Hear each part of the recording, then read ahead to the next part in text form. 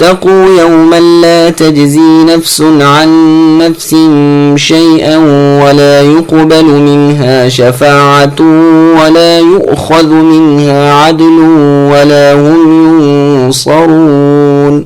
اس دن سے ڈرتے رہو جب کوئی کسی کو نفع نہ دے سکے گا اور نہ شفاعت اور نہ سفارش قبول ہوگی اور نہ کوئی بدلہ اور فدیہ لیا جائے گا اور نہ وہ مدد کیے جائیں گے. سامعین، اب ان آیتوں کی تفسیر سماعت کیجیے. حشر میں کوئی سفارش اور فدیہ وغیرہ قبول نہیں ہوگا. نعمتوں کا بیان کر کے اب عذابوں سے ڈرایا جاتا ہے کہ کوئی کسی کو کچھ بھی فائدہ نہ دے گا. جیسے فرمایا وَلَا تَزِرُ وَازِرَةٌ وِزْرَ أُخْرَى، یعنی کسی کا بوجھ کسی پر نہ پڑے گا. ایک اور مقام پر اللہ نے فرمایا لِكُلِّ امْرِئٍ مِّنْهُمْ يَوْمَئِذٍ شَأْنٌ يُغْنِيهِ، اس دن یعنی قیامت کے روز ہر شخص اپنی فکر میں پڑا ہوا ہوگا. فرمایا اے لوگو اپنے رب کا خوف کھاؤ اور اس دن سے ڈرو جس دن باپ بیٹے کو اور بیٹا باپ کو کچھ بھی فائدہ نہیں پہنچا سکے گا. اور فرمایا وَلَا يُقْبَلُ مِنْهَا شَفَاعَةٌ إِلَى آخِرِهِ، یعنی کسی کافر کی نہ کوئی سفارش کرے نہ اس کی سفارش قبول ہے. ان کفار کو سفارش کرنے والوں کی شفاعت فائدہ نہ دے گی.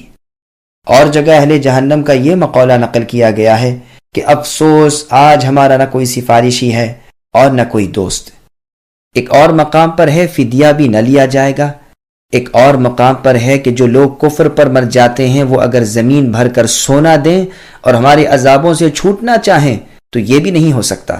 ایک اور مقام پر ہے کافروں کے پاس اگر تمام زمین کی چیزیں اور اس کے مثل اور بھی ہوں اور قیامت کے دن وہ اسے فدیہ دے کر عذابوں سے بچنا چاہیں تو بھی قبول نہ ہوگا اور دردناک عذابوں میں مبتلا رہیں گے. اور جگہ ہے گو وہ زبردست فدیہ دیں پھر بھی قبول نہیں. ایک اور مقام پر ہے آج نہ تم سے بدلہ لیا جائے نہ کافروں سے، تمہارا ٹھکانہ جہنم ہے، اسی کی آگ تمہاری وارث ہے. مطلب یہ ہے کہ ایمان بغیر صرف سفارش اور شفاعت کا آسرا بیکار محض ہے. قرآن کریم میں ہے اس دن سے پہلے نیکیاں کر لو جس دن نہ خرید و فروخت ہوگی نہ دوستی اور شفاعت. اور جگہ ہے لا بیع فیہ ولا خلال، اس دن نہ بیع ہے یعنی خرید و فروخت نہ دوستی. عدل کے معنی یہاں بدلے کے ہیں اور بدلہ اور فدیہ ایک ہے. علی رضی اللہ عنہ والی حدیث میں شفاعت کے معنی نفل اور عدل کے معنی فریضہ مروی ہیں، لیکن یہ قول یہاں غریب ہے اور صحیح قول پہلا ہے. ان کی مدد بھی نہ کی جائے گی یعنی کوئی حمایتی نہ ہوگا. قرابتیں کٹ جائیں گی، جا و حشم جاتا رہے گا. کسی کے دل میں ان کی طرف سے رحم نہ رہے گا، نہ خود ان میں کوئی قدرت و قوت رہے گی. ایک اور مقام پر اللہ نے فرمایا وَهُوَ يُجِيرُ وَلَا يُجَارُ عَلَيْهِ، وہ اللہ پناہ دیتے ہیں اور اللہ کی پکڑ سے نجات دینے والا کوئی نہیں. ایک اور جگہ اللہ نے فرمایا آج کے دن نہ اللہ کا سا کوئی عذاب کر سکے نہ اللہ کی سی قید و بند. ایک اور جگہ اللہ نے فرمایا مَا لَكُمْ لَا تَنَاصَرُونَ بل ہم اليوم مستسلمون، تم اے کافرو آج کیوں ایک دوسرے کی مدد نہیں کرتے بلکہ وہ سب کے سب آج گردن جھکائے تابع فرمان بڑے کھڑے ہیں. ایک اور آیت میں ہے فلولا نصرهم الذين اتخذوا من دون الله قربانا آلهة، یعنی جن کی وہ اللہ کے سوا اللہ کی نزدیکی کے لیے پوجا پاٹ کرتے تھے آج وہ معبودان باطلہ ان عابدوں کی مدد کیوں نہیں کرتے بلکہ وہ تو گم ہو گئے. مطلب یہ ہے کہ محبتیں فنا ہو گئیں، رشوتیں کٹ گئیں، شفاعتیں مٹ گئیں، آپس کی امداد و نصرت ہٹ گئی.